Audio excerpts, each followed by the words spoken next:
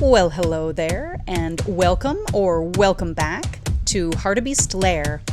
I am Alex Hart, or if you know me through dance, then you probably know me as Isadora. We've been hanging out in the 70s and 80s lately with how I got started dancing, but today we're going to skip ahead to a long time ago, in a big auditorium far, far away, in my 30s. If I tell you the date, you'll be able to determine exactly which show I was performing at and with whom. Maybe you know anyway. That's cool. Let's hit it. In today's episode, a no-name disabled dancer gets invited to share the stage with megastars in Aren't You Special? Everything has changed in a year. The last time I was invited to dance at this festival, I was nobody. Now I'm still pretty nobody, even though I've started being flown around the country to dance and teach. I also have multiple gigs lined up overseas, so I guess I don't know what I am. I'm not exactly somebody with a capital S. But at least there are a handful of people here who know my face, if not my name backstage at this really big show with some really big names. That makes it 1,000 times less stressful. To have a couple people meet my eyes, recognize me, and smile. To be not entirely alone in a crowd of strangers on the other side of the country in a megalopolis that stresses me out. A few dancers even hug me hello, so that makes it easier to tolerate all the narrowed eyes and hissing. Unfortunately, cattiness is the norm at these kinds of events. This world is nothing like being backstage at one of the shows I produce at the Runyon Theater in the town most of Colorado considers its armpit. At least, not if I have anything to say about it. I mean, come on. This is the world of dance, and the majority of us are women, both of which automatically lend themselves to that kind of attitude, so who knows? If you asked my students, maybe they would have a different opinion of our local backstage atmosphere. Maybe there still is the standard hissing and hackles there too, whenever Mama Tigress Izzy isn't prowling around making sure everybody is ready on time, and that they all have what they need before I duck into my overheated cave in the electrical room under the stage to whip on my first costume. If it's nasty behind the scrim of the shows I've directed and produced, it never happens under my eye. I really hope it isn't as bad as a lot of the places where I've performed. That has always been my goal, to provide a safer haven free from all the backstabby backstage stereotypes. During my first years of producing shows, so many of us had banded together in the aftermath of all that drama up north, so we couldn't stomach it amongst ourselves. I also don't let that crap fly in my classes. The more advanced students pass that on to the newer ones whenever my back is turned to teach, so those who come in with competitive catty attitudes never last with us for very long. It's never perfect, of course. We're different people in different bodies with a variety of personalities and goals. But our intention is to break the bullshit. For years, my beloved tribe and I traveled north, west, and southwest in a happy gaggle around Colorado and beyond. We went to play with other dance friends and then invited them to our events. So as I enter the green room of this huge metropolitan theater, I really, really miss them. I always miss them when I'm traveling. I miss the warmth and camaraderie. I miss the genuine helpfulness we pass around between each other. Here, I feel like if I were to let my guard down and give these women my back, there are plenty who would embed knives in it. I mean, I've seen what happens to one of my friends now that she's made it. It's been really ugly. She's here too, and now that I'm up to my false eyelashes in it, I am beginning to experience it firsthand. She's claimed a spot at the 30-foot light bulb-laden makeup counter. A duplicate counter spans the length of the opposite wall, and they're both clogged with dancers. As she draws deep plum eyeliner onto her alluring eyes, I make sure to give her an extra warm hug in passing. For her, for me, And so everybody around us knows. Yes, this is my freaking friend. Bite me. When her eyes meet mine in the mirror, they light up. Her free hand reaches up to cover the one I've got squeezed around her right shoulder. That little moment of shared affection is like balm to my inflamed misfit wounds. She's got the headphones on, though, so I know what that means. She's got the fortress up around her. As soon as the bombardment began amidst my stroll down here, I remembered to put mine up too. After our brief shared purr, I claim an empty spot way down at the far end, almost in the corner of the room, to put on my costume and makeup, like arming up and lowering the visor. It helps me belie my racing heart and mind, my prickling hackles, my churning guts. I'm glad for all these mirrors, as it allows me to see everything behind me, because the dance world is notorious for cutthroat sabotage. You'd hope that, as the grand bastion of sisterhood, the belly dance world would be different. I haven't found that to be the case. Sisters, after all, are also notorious for cutthroat sabotage. As I start unpacking, my eyes yearn to make back and forth sweeps, but only prey scans rooms like that, so I keep my gaze zeroed in on what I'm doing.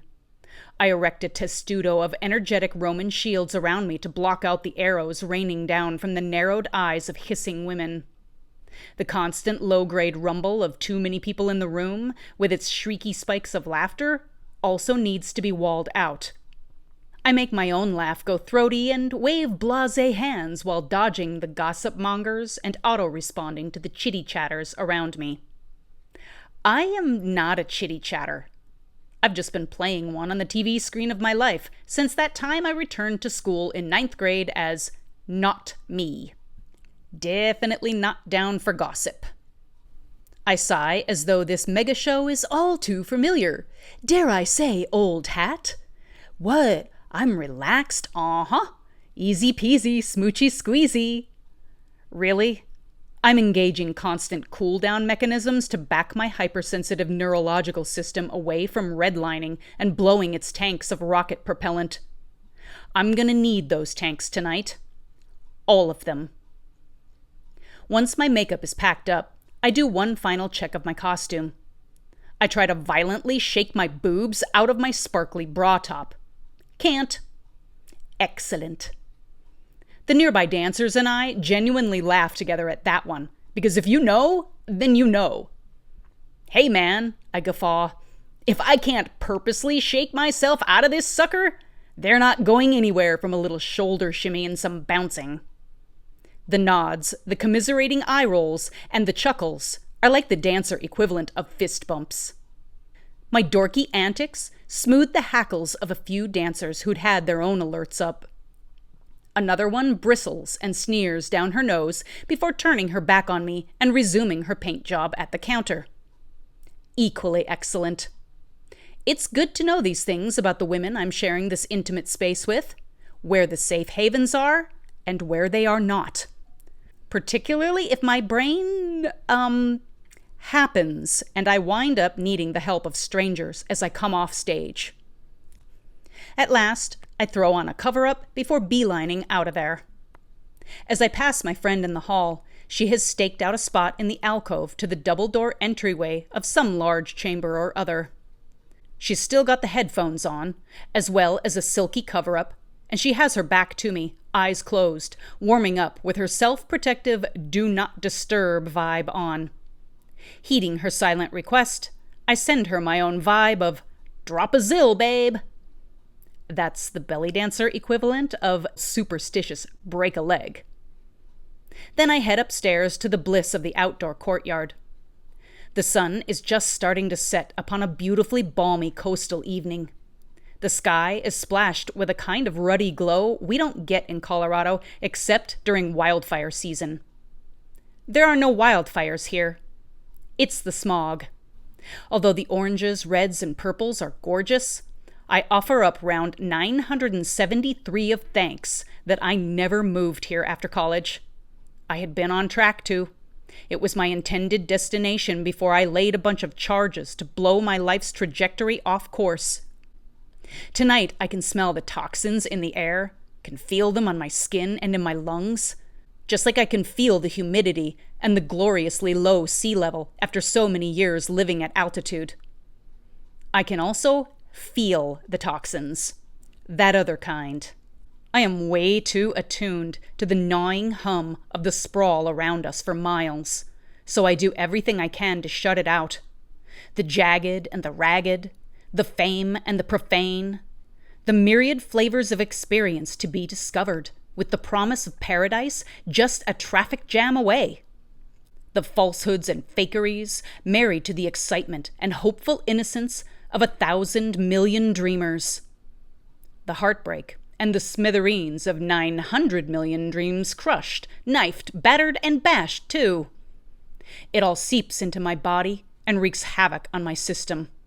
Every flippin' time I'm here.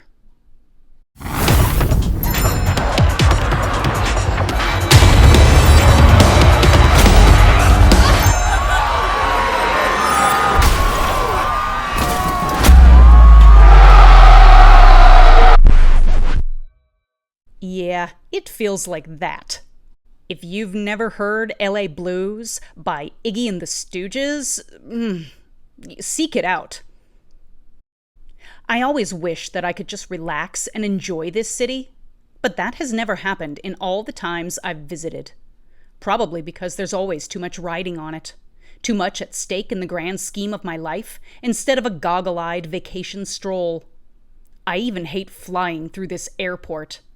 I avoid it whenever possible, but the potential opportunities of this show, well, for those of us who give all to our arts and passions, we do what we must. Except a few of those things. Those things are why I dropped my theater major when I experienced them merely at the collegiate level. I had realized all the way back to my early 20s that I don't have the personality and internal landscape to kiss that kind of ass, wear that kind of mask, stomp on that many scrambling hands and heads as I scale the ladder, or sell those particular treasures for my shot at the top. And yet, here I am, answering the invitation to perform in this city again, still glub-glubbing alone like I was the first time, with no mentorship and no clue how to deal with this caliber of crowds, judgmental scrutiny, and expectations, even after a year of it. Really? I'm just winging all of this, after suddenly finding myself thrust upon a too big stage with belly-rific starlets and even a few megastars. I wish I could look up and take comfort in the real things, but there's too much cloud cover tonight. Too much light pollution. Too much pollution, period. Thankfully, it's quiet out here in the upper-level balcony garden. Okay, it's as quiet as this city ever gets, but the volume is considerably lower than the high-pitched chatter and piercing laughter of the dressing room. No hissing cats out here either. The only other dancers in this courtyard have gathered near the concrete benches. Ms. Svelte Glide, with two of her protégés.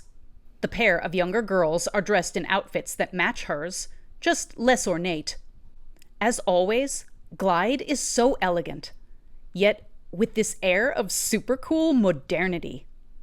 Last year, she noticed how lost I looked and took me under her wing, so it's a relief to find her out here. I had thought maybe we would stay in touch.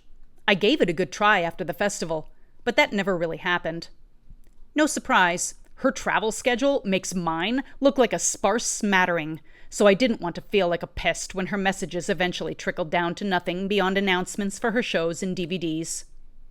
But her eyes light up in recognition when she spies me coming across the courtyard. "Hi," she says, stretching out her hands and waggling her fingers in welcome.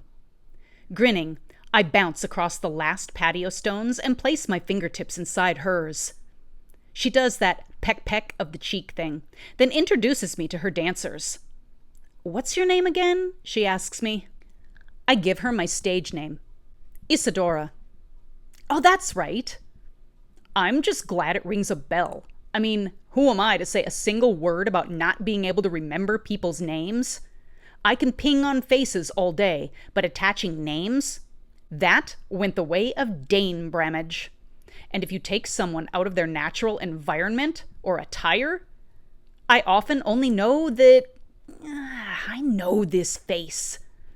Plus, Glide meets 10 times more dancers than I do all year, so being one of the ones she recognizes touches my heart and smooths another layer of balm upon my frazzled nerves. In these kinds of environments, navigating precarious backstage waters is a gazillion times more stressful to me than stepping out in front of the crowd, no matter how big or small. Because once the music hits me, once the muse takes over my body, that's it. I am gone, unless something knocks me out of the moment. So it's a relief to have someone friendly to talk with, especially when I hit it off with one of Glide's dancers. The tatted firebrand is a rambunctious ball of joy, which just brings out the playfulness in me, so we ping and pong off each other's jokes. Glide watches us like the amused mama cat, while the other student takes on the role of poised older sister, watching annoying kittens who haven't yet learned the cool catly ways. Doesn't matter that I'm older than Big Sis. I get the feeling this is not their first rodeo under Glide's wings at events like this. So when did you get in? Glide asks me. Just this afternoon. Our producer picked me up from the airport and brought me here, so I've actually been here for quite a while. That's okay. It gave me enough time to reboot my brains after flying. Glide's head pulls back and her eyes go huge. Our producer picked you up? From the airport? The other girls gawk at me too. This is not a paid gig where the host flies me out, feeds me, shuttles me everywhere, and puts me up in a hotel at the expense of the festival. This is a prestige and networking gig, all on our own dimes, so I don't blame their astounded reaction to such a generous offer by our producer. I know, I say with my eyes all huge. She was so sweet to do that. It was one of the special arrangements I had to make in order to be in this show, because there is no way my scrambled skull could have navigated a taxi all the way over to my hotel, then again to get here on time and be worth half a hoot tonight. Since it was on her way, she said she could just come grab me. Glide's face screws up and she crosses her arms, leaning into one of her sparkle-crusted hips. Why didn't you just rent a car? I can't hold back the squawk of laughter that rockets from my mouth. On this brain that got munched by a drunk driver? The laughter keeps rolling out. Definitely not cool catly, but we saved the majority of our energy for what matters, yo. Duh, the show. I say, there's no way I can drive in this city, especially after flying. I'm lucky to even be able to tolerate the stage lights and everything else that goes into doing a show. I usually never perform on the same day that I fly, but I just couldn't afford to get a hotel here for 2 nights, so it's quite the miracle that I have the power of speech tonight, much less coherent speech after doing the airport thing all day. It was actually fortuitous that I had all that time to twitch and drool on the lobby couch, because flying really messes up my neurons. Glide's eyebrows twitch again, and her protégés exchange confused looks. Dane Bramage, I explain, laughing with an eye roll and a tweely finger beside my head. Gotta put a humorous spin on this crap, so as not to derail the conversation with my freaking reality that stalks around beneath all the sequins in my sparkly-lipped smile. I say, oh, it's loads of fun, let me tell ya. It means that I sometimes have trouble just driving a car in the little podunk town where I live. Out here, I would be as dangerous on these roads as the drunk who hit me. If I managed to get here in one piece, I would be 100% worthless to perform. All I would be able to do is find a dark corner to curl up in, shove in my earplugs, put an eye mask on, then conk out until someone finally scraped me up and poured me into a vehicle. I laugh again. 3 stunned looks greet me.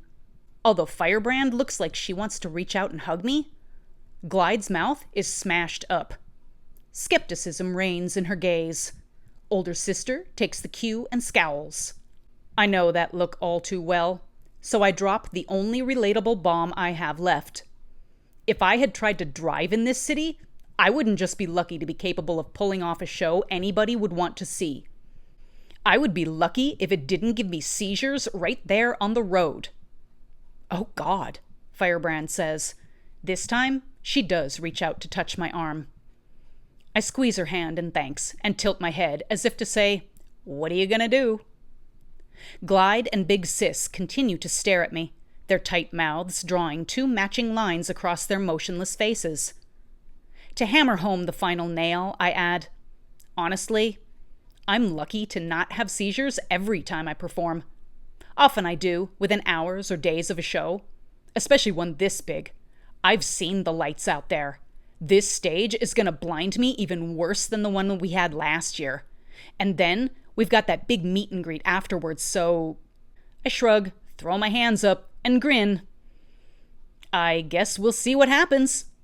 Hopefully, it will all go as smooth as cream. This is why I have to make these arrangements for rides and stuff.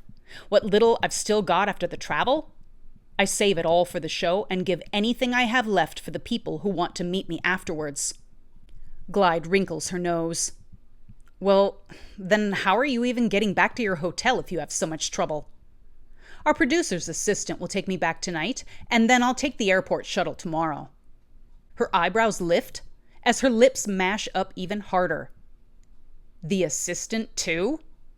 I dip my head. Well, with a little head waggle, Glide eases further into her hip and gives the length of me a quick once-over as she snips, aren't you special? For a second, I am the one struck motionless. My mouth hangs open and I can't get it to shut. Since I'd taken down the armor out here in the quiet with someone I had thought was a friendly face, the energetic front of me now bears a quartet of slashes from the claw raking she just gave me. Special, I think. Yeah, that'd be special needs, thanks. Special bus? Apparently she missed the word seizures. Those make me super duper special. You just watch how special I am when I'm blacking out or looking like a drooling catatonic mouth breather. I'll be even cooler if I fall flat on my face into the empty orchestra pit or start tremoring head to toe as though the neurogods rustled up a special West Coast earthquake just for me. Or, ooh, my favorites! Melting down into hyperventilating tears, pukes of profanity, and or screaming convulsions like I'm Pris dying in Blade Runner. Woo-woo! That'd sure make a grand show here in Sparkle Land. As it is, my entire explanation has just winged its way over Glide's head to sail off across the ocean. That's no surprise. Most people don't have the kind of imagination to fathom what I live with every hour of every day, even when I paint it in detail, and those who can imagine it often don't want to. I found that trying to explain it any further just crashes an entire conversation into rubble. Pretty sure I've already done that beyond repair. But I have been an educator since I was 12 years old, so I just can't help myself about something as important as being a disabled person in the realm of showbiz. How about in the realm of breathing on this planet? Glide's mental calculations whir and click behind her eyes, no doubt comparing my no-name status and the treatment I've received against her name, her titles, and her prestigious spot on the pecking order of this event. I mean, come on. She's a superstar, and every one of us deals with something beneath our sequins and smiles. Yet she's not the one who got picked up by our producer. No other dancer in this show did. Only me. Apparently, they wanted me badly enough to deal with all my disability conditions and go out of their way like that. So, I don't know. Maybe Glide is right. Maybe they saw something special about me besides the bus I ride through life. Eventually, I get my eyes to blink. I plaster over the claw rakes and spackle on the smiley mask I've created just for this circumstance. Yeah, I bray with an incredulous roll of the eyes. I weave in many notes of bus when I say, I'm super special, or something. At that point, Ms. Svelte Glide decides that it's time to head inside and start warming up. Since I'm in the second half, I remain alone on the ledge, gazing at the hazy sky and praying for it to clear a little so the smog doesn't give me an asthma attack like it has every other time I've been here. I don't count on it being that nice to me. Alas, environmental factors did totally mess me up at that show, including the asthma. Afterwards, I found myself surrounded by a host of Arab audience members and belly dance purists who did not appreciate the way I bastardize a boatload of art forms into a big ol' personalized fusey cocktail. Nothing new there. That reception was so frosty that I could feel it while I performed. Definitely didn't help my inability to get into the zone once I placed my hands on my props and realized what had happened to them. Realized that I was fucked. Alpine and semi-arid girl that I am, I'd never performed in an outdoor amphitheater with so much humidity that the air leaked condensation all over everything the moment dusk hit. I had also known those lights would give me trouble.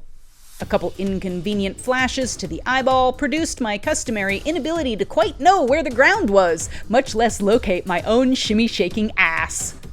To top it all off, I even botched the ooh-la-la climax of my dance, which might have forced purists into admitting that although I'm a hack bastardizer, at least I'm a hack with some sick skills. Not that night. But the show must go on. And oh, it did.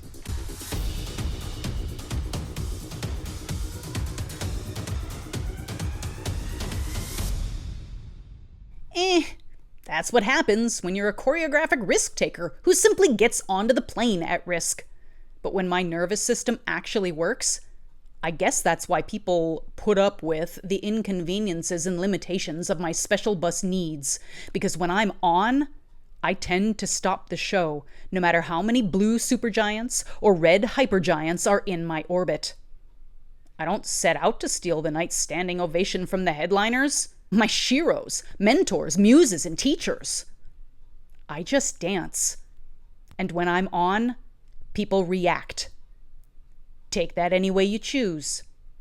Unfortunately, the moment you add flights to my schedule, heaven help me if there's jet lag and or sleep deprivation, the bigger and flashier and louder the stage you put me on, the more humans and sensory stimulation you subject me to before the show, the more my ability to deliver what I'm capable of, and especially what I've created in the silence of my home studio by muted sunlight or in the soft glow of twinkle lights, diminishes exponentially. That's true of any live stage performer. So the next time you see your favorite artist botch that risk trick, the next time their pitch warbles as they perform that dance step or that super cool lift while simultaneously attempting to give you badass live music, the next time, they don't seem as friendly and awesome a person as their art makes them appear after the show, or while they're warming up beforehand, or especially when they're coming off the stage. Please keep some of that in mind. It's true. They might just be a pretentious asshole. Or they might be running out of spoons. Heck, they might even be on the verge of seizures or vomiting all down the front of you. I don't know. You don't either, unless they tell you. We usually don't. All I know is that whenever I perform, I give everything I have. Alas, sometimes by the time I arrive on the stage, I don't have much left in me. One of the biggest megastars I've ever had the pleasure of studying with once admonished me to always hold something back from my performances. I staunchly disagree with this. I mean, sure, I don't pull out every trick I possess and use them in every show. In fact, I've been known to purposely not use the biggest and most expected tricks with certain props just to be unpredictable and challenge myself. Sometimes I don't put the sword on my head. Sometimes I don't do the windmill with Isis wings. Instead, I make myself dig deeper and hunt for other ways to blow minds and drop jaws. I'm always tinkering with that, always in search of it. I also have a thing about doing what is expected. Dressing or dancing in the style that's popular, doing what I'm supposed to be doing because of traditions and especially because of trends. I'm an innovator, not a preservationist, not a purist. and I am almost never widely popular, so I really have a hard time with that. This means that I occasionally do exactly what is expected because it's me, and normally I do the unexpected. I know, I'm harder to herd than a herd of cats, and I'm a contrary little shit. I've always hoped that's what Red Hypergiant Megastar meant when she said that about holding back. Of course, knowing her better now, and hearing how she's treated some of my hosts who have flown her out for a festival right before mine, I unfortunately have my doubts. There have been many hosts who are flabbergasted when they receive my list of requirements compared to what they just had to scramble to afford and supply for some of these big-name dancers. Seriously? Me? You think Miss Special Needs is easy to work with in comparison? Dang. But I suppose, with the amount of disability limitations I have to erect fortresses around to maintain base functionality, much less muster up performance mode, much less perform intermittent impressions of a blue supernova before collapsing into my black hole self, I work really hard to keep any of my overbearing, pretentious douche nozzle traits in check. What? We all have them. But my list of demands revolves around health, not displays of wealth. I do not need to show up in a limo at a mid-sized town's auditorium, and I certainly don't need to drink champagne from a highfalutin glass when I'm done. I do not require 5-star hotels, neither do I require 5-star dining and drinking. I appreciate all that when it's offered via financial ease, but I'd rather see that money put back into the festival so it can run again next year and actually, pay the people who worked so hard to make it happen. Ridiculous, I know.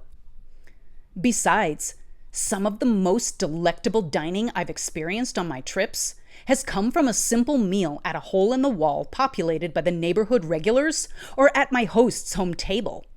You want to talk about special? That is special. Whenever they ask me what I most want to eat, after the show, beforehand, I have to be super careful because my guts do awful things when I fly, especially overseas. My answer is always the same. I want to experience their favorite local dish, something that epitomizes their country, their state, their region, their family traditions, something dear to their hearts.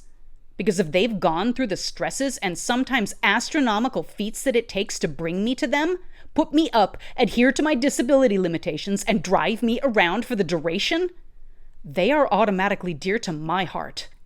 So is everyone who's come to see me do my clanging cymbal monkey tricks and learn my ideas about them. That's why I never hold anything back when I perform and when I teach.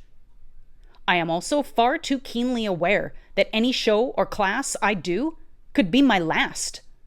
That's true for every single one of us, every single time. It's true for every audience member. This could be the last time they ever see a dance show, period.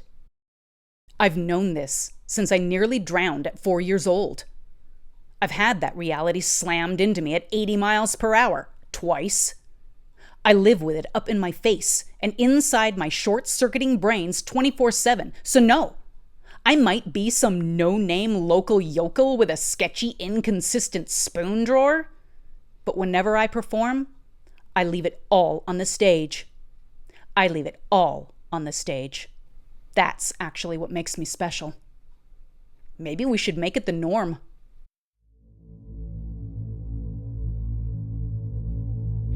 If you don't recognize the hat tip to my favorite rapper at the end of that episode, go check out the song No Name by NF.